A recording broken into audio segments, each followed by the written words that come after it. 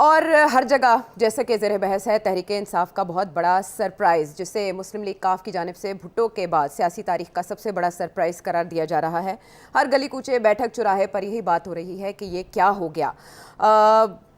ہم یہ دیکھ رہے ہیں کہ پاکستان تحریک انصاف نے اپنے جلسوں میں بھرپور دھاندلی کا شور پہلے سے مچا رکھا تھا،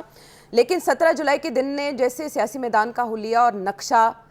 ٹوٹل بدل کے رکھ دیا ہے، اور تحریک انصاف کا جادو ایسا سر چڑھ کر بولا ہے کہ باقی سب یا تو چپ ہیں یا دنگ ہیں اور یا پھر لکیریں پیٹ رہے ہیں۔ سیٹھی صاحب، اس سے پہلے جب بھی 17 جولائی کی بات ہوتی تھی، بائی الیکشنز کی بات ہوتی تھی، تو آپ کہتے تھے کہ 17 جولائی کے دن پر نظر رکھیں، یہ دن فیصلہ کن ہو سکتا ہے، کوئی اپ سیٹ کر سکتا ہے۔ آپ خبردار کر رہے تھے حکومت کو، اتحادی حکومت کو، پی ڈی ایم کو، مسلم لیگ نون کو۔ وہ کون سے اشارے تھے جن کی وجہ سے آپ سمجھتے تھے کہ گڑبڑ ہو سکتی ہے؟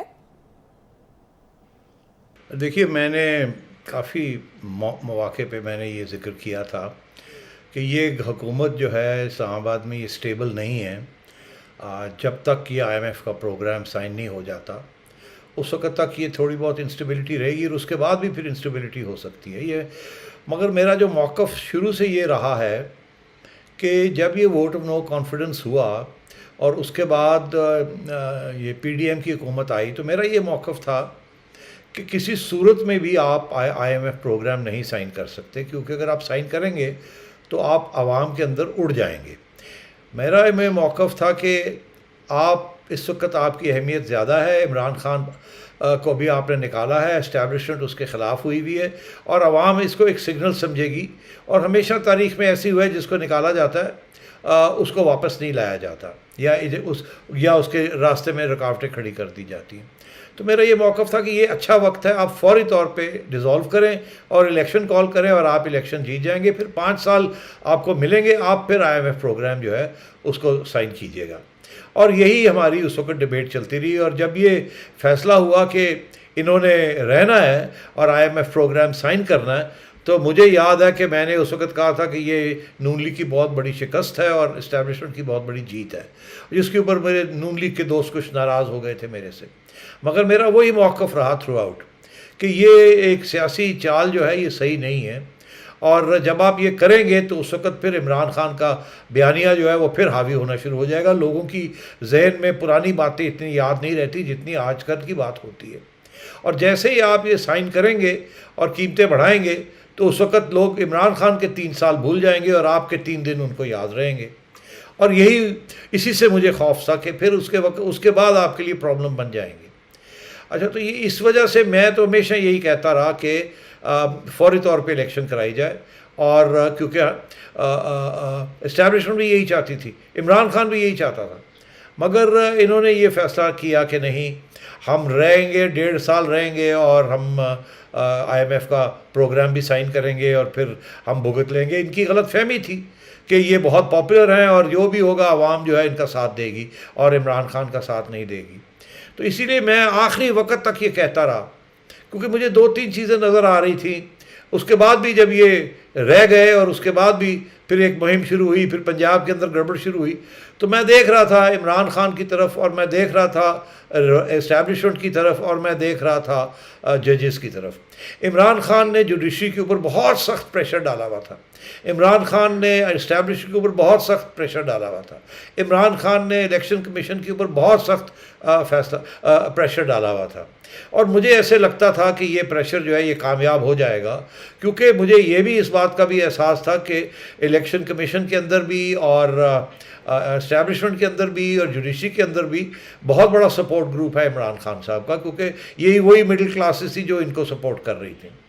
تو میں خوفزدہ تھا کہ اسٹریٹجی نون لیگ کی جو ہے وہ شاید وہ ریباؤنڈ نہ کر جائے ان کے اوپر۔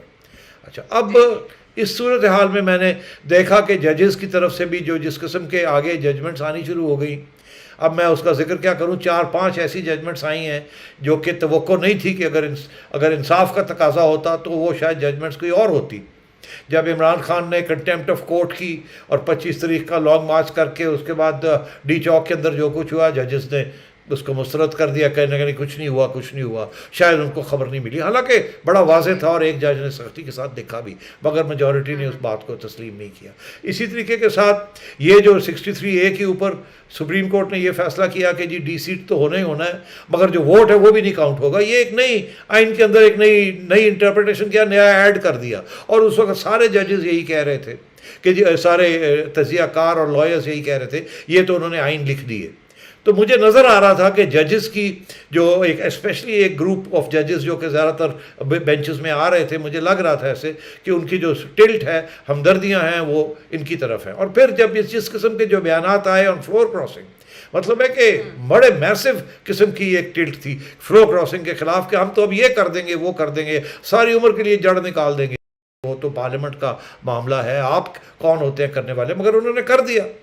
پھر یہ جو تو میں سمجھتا ہوں اسی طریقے کے ساتھ یہ جو آخر میں جو ہوا ہے عائشہ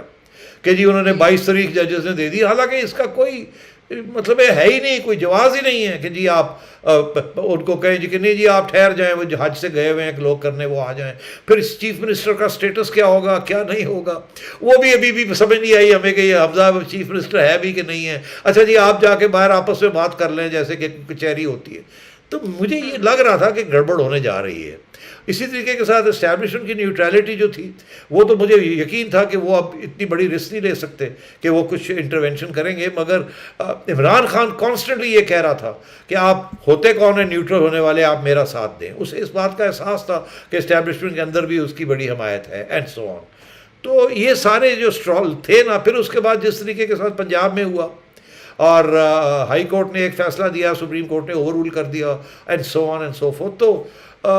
مجھے شک تھا کہ 17 تاریخ کو کوئی گڑبڑ ہو جائے گی، اور یہ جو نون لیگ بڑے آپٹمسٹک ہیں، یہ غلط فہمی ہے ان کی، اور ایک بیانیہ عمران خان کا ایک بیانیہ چل رہا ہے، وہ دن بدن مضبوط ہوتا جا رہا ہے، اور نون لیگ کا کاؤنٹر میں کوئی بیانیہ نہیں ہے۔ دیکھیے نا،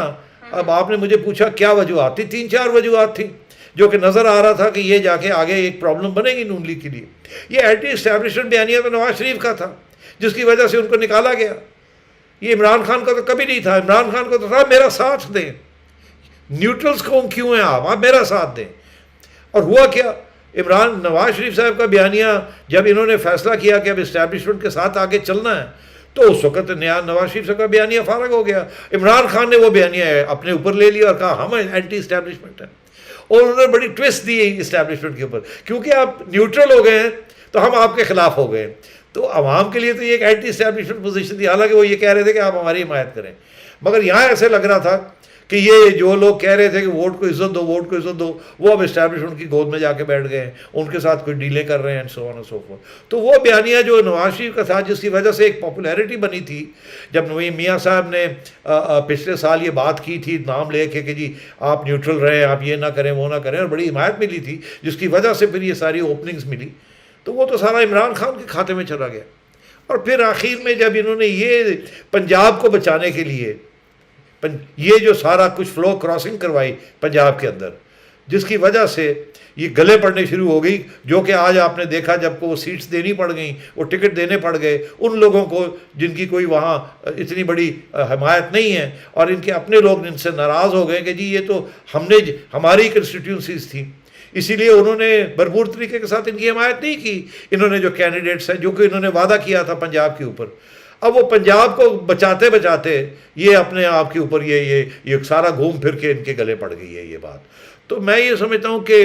یہ سارا پنجاب کا آپریشن مس ہینڈل ہوا ہے ان کی طرف سے، یہ فلو کراسنگ جو انہوں نے کروائی ہے دیٹ ہیز ریباؤنڈڈ آن دیم، عدالتوں نے نہیں مانا اس بات کو، اور عوام نے بھی نہیں مانا، انہوں نے کہا ہے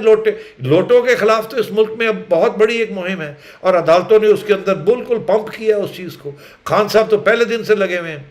حالانکہ جو یہ وہی لوگ ہیں جو بہت سے لوٹے خان صاحب کے پاس چلے گئے تھے، مگر وہ اور بات تھی اور آج اب اور بات ہے۔ تو میں سمجھتا ہوں اس قسم کی بہت سے تجزیہ کاروں نے باتیں کی ہیں کہ جی یہ وجہ تھی، یہ وجہ تھی، یہ وجہ تھی، مگر بیسکلی دے ور 3 ریزنس۔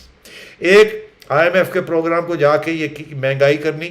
اور ان کا خیال تھا کہ کوئی مسئلہ نہیں ہے۔ دوسرا یہ ہے کہ جن لوگوں کو ٹکٹ دیے، یہ جو مکمکا کیا، یہ جو بارگین کی، یہ عوام کو اس بات کی پسند نہیں آئی۔ اور تیسری بات یہ ہے کہ آپ کا بیانیہ عمران خان لے گیا، اور وہ